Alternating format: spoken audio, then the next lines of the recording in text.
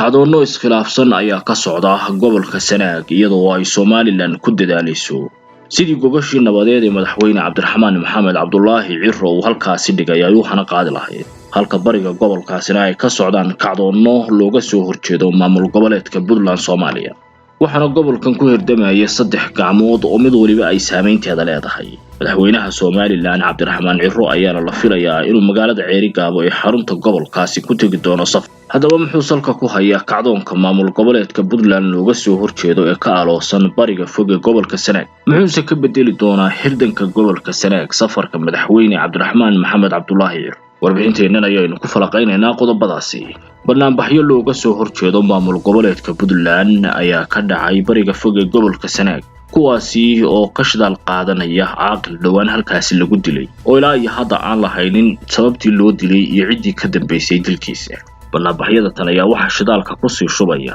maamulka magaalada Laascaanood iyo Villa Soomaaliya kuwaasi oo si weyn uga faa'iideysanaya xiisadda haatan halkani ka aloosan oo ay u arkayaan inay tahay tii looga farabixin lahaa deegaamadaasi maamul goboleedka Puntland Soomaaliya oo ka arriminayay bariga fog ee gobolka Sanaag muddooyinkii ugu dambeeyay waxaana la arkayay soo baxyo waaweyn oo lagaga soo horjeedo maamul goboleedka Puntland oo halkaasi ka dhacay kuwaasi oo calanka maamulkaasi lagu gubay iyadoo ay dadkani ka gadoodsan yihiin madax dhaqameedkaasi la dilay ee aan ilaa iyo haatan la garanayn sababta loo dilay iyo ciddii dilkiisa ka dambeysay suldaanka deegaamadaasi Suldaan Siciid Suldaan Cabdisalaam waxa uu wajahayaa kacdoon xooggan oo deegaamadiisu ay kaga soo horjeedaan kuwaasi oo ay si weyn ugu eedeynayaan inuu qayb libaax ka yahay joogitaanka deegaamadaasi ee maamul goboleedka Puntland sida oo kalena waxa ay ku tuunsan yihiin inuu wax badan ka ogaa dilka nabadoonkan haatan kiciyay kacdoonkan maamul goboleedka Puntland ayaa waxa uu sheegay dilkaasi in ay baaris dheeraad ah sameynayaan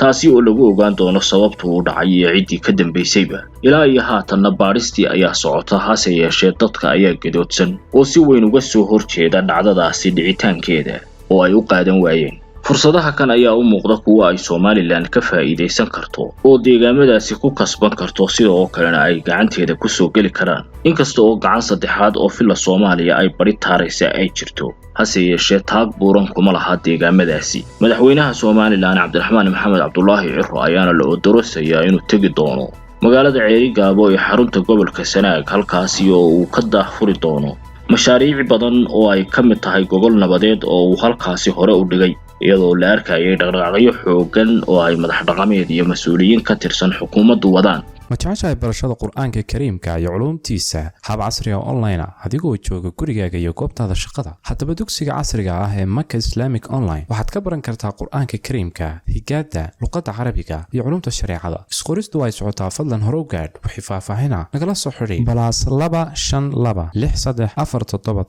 +252 kuwaasi oo loogu sii gogol xaarayo gogoshaasi nabadeed ee la filayo dhawaan inay halkaasi ka hirgasho sidoo kalena dadkii deegaankaasi hore u wada deganaa balse dhawaan halkaasi uga cararay qalalaase iyo colaado ka qarxay la doonayo in dib loogu soo celiyo taasi oo xukuumadda Cabdiraxmaan Maxamed Cabdullaahi Cirro ay ku bixinayso juhdi iyo dadaal badan inkasta oo shakhsiyaadka deegaamadaasi ku metela aanay saameyn xooggan ku lahayn deegaamadooda oo ahayn kuwa wax badan ka bedeli kara sida ay haatan wax u yaalin balse xeeldheerayaasha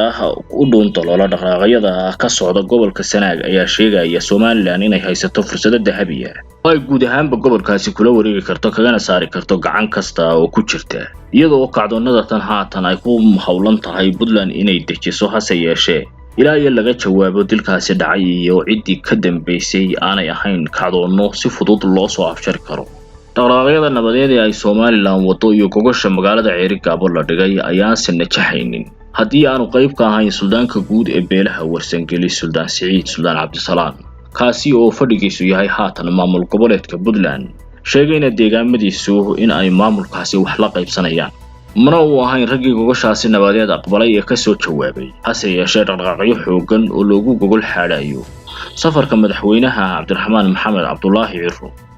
iyo gogosha nabadeed oo uu ka daahfurayo magaalada Ceerigaabo ayaa si weyn u socda iyadoo fursado dahabi ah ay haysato Somaliland oo ay ku kasban karto guud ahaanba gobolka Sanaag sidii ay gacanta ugu dhigi lahayd